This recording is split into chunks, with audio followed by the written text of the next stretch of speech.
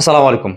Champions league সেমিফাইনালের দ্বিতীয় লেগে কিন্তু মুখোমুখি হতে যাচ্ছে বার্সেলোনা এবং ইন্টার মিলান, যেটা কিনা বাংলাদেশ সময় কিন্তু রাত 1টায় অনুষ্ঠিত হবে। তো এই ম্যাচের গুরুত্ব কিন্তু অনেক বেশি, কারণ আপনি যদি হেরে যান তাহলে কিন্তু আপনি এই সেমিফাইনাল থেকে কিন্তু বাদ পড়ে যাচ্ছেন, কারণ প্রথম লিগটা ড্র হওয়ার পরে কিন্তু এই ম্যাচের গুরুত্বটা কিন্তু অনেক বেড়ে গেছে। তো এই ম্যাচটা কিন্তু অনুষ্ঠিত হবে ইন্টার মিলানের সান সিরো স্টেডিয়ামে, যেটাতে কিন্তু ইন্টার মিলানের দর্শকদের আধিক্যটাই অনেক বেশি থাকবে। তো বার্সেলোনা দর্শকদের মধ্যে কিন্তু কিছু সংখ্যক দর্শক, অর্থাৎ এক্সাক্ট যে দর্শকদের কথা বলা হচ্ছে 4130 জন দর্শক, তারা কিন্তু ইন্টার মিলান সফর করছেন, যারা কিনা তাদের টিমকে অর্থাৎ বুস্ট আপ করার জন্য কিন্তু মাঠে থাকবেন। তো এটা কিন্তু এক প্রকার রেকর্ড হয়েছে এই সিজনে, অর্থাৎ সবচেয়ে বেশি সংখ্যক ফ্যান যারা কিনা হচ্ছে তাদের টিমকে সাপোর্ট করার জন্য অ্যাওয়ে ম্যাচ দেখতে যাচ্ছেন। তো এটা একটা বার্সার জন্য একটা ভালো দিক, কারণ হচ্ছে তাদের যদি ফ্যানরা মাঠে থাকে তাহলে কিন্তু তাদেরও পারফরমেন্স করতে কিছুটা হলেও কিন্তু ইজি হবে। তো এখন যদি আমরা সর্বশেষ 5টা ম্যাচের হেড টু হেড পরিসংখ্যানে যাই, তাহলে কিন্তু আমরা দেখতে পাবো যে ইন্টার একটা ম্যাচ জয় করেছে, 2টা ম্যাচ কিন্তু ড্র হয়েছে, এবং 2টা ম্যাচ কিন্তু বার্সেলোনা কিন্তু উইন করেছে। তো সেক্ষেত্রে বলতে পারি যে আসলে বার্সেলোনা কিন্তু কিছুটা হলেও কিন্তু পরিসংখ্যানের দিক থেকে এগিয়ে রয়েছে লাস্ট 5টা ম্যাচে। পাশাপাশি লাস্ট ম্যাচটা ড্র হওয়ার কারণে কিন্তু আসলে আমি মনে করি যে আসলে এখানে ইন্টার মিলানেরও কিন্তু অনেক বড় একটা সুযোগ রয়েছে, কারণ এখন কিন্তু তাদের ঘরের মাঠে খেলা।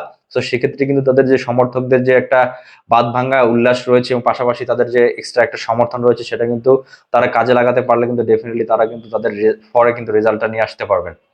কারণ আমরা যদি লক্ষ্য করি এই ম্যাচটাতে আসলে কে রেফারিং এর দায়িত্ব পালন করবেন অন দা ফিল্ড, পলিশ ভদ্রলোক সেমন মার্চিনিয়াক, এবং হচ্ছে ভিআর এর দায়িত্বে থাকবেন হচ্ছেন নেদারল্যান্ডের একজন, তিনি হচ্ছেন ডেনিস হিগলার।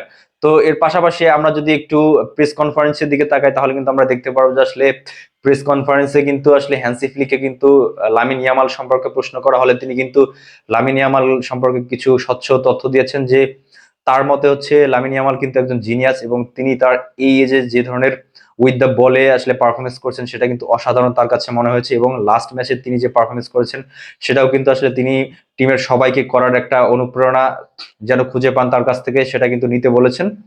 তো আমরা যদি আসলে ইন্টার মিলানের প্রেস কনফারেন্সে কি ধরনের কথা হয় সেদিকে লক্ষ্য করি, তাহলে আমরা কিন্তু দেখবো যে আসলে তাদের যে কোচ, এই কোচের সাথে কিন্তু আসলে তাদের সেন্টার ব্যাক, অর্থাৎ টিমের সেন্টার ব্যাক, তিনি কিন্তু আসলে বলেছেন যে লামিন ইয়ামালকে এ পর্যন্ত আমরা তাকে নিয়ে যে প্ল্যান করছি, অর্থাৎ তাকে 2 থেকে 3 জন হলেও কিন্তু আমরা মার্ক করে তাকে থামানোর চেষ্টা করব। পাশাপাশি তিনি এ পর্যন্ত যাদেরকে আসলে ফেস করেছেন তাদের মধ্যে সবচেয়ে কঠিন প্রতিপক্ষ ছিল লামিন ইয়ামাল, এটা কিন্তু তিনি স্বীকার করেছেন। তো আমার মনে হয় যে আসলে এই ম্যাচটা কিন্তু খুবই হাড্ডাহাড্ডি লড়াই হতে যাচ্ছে।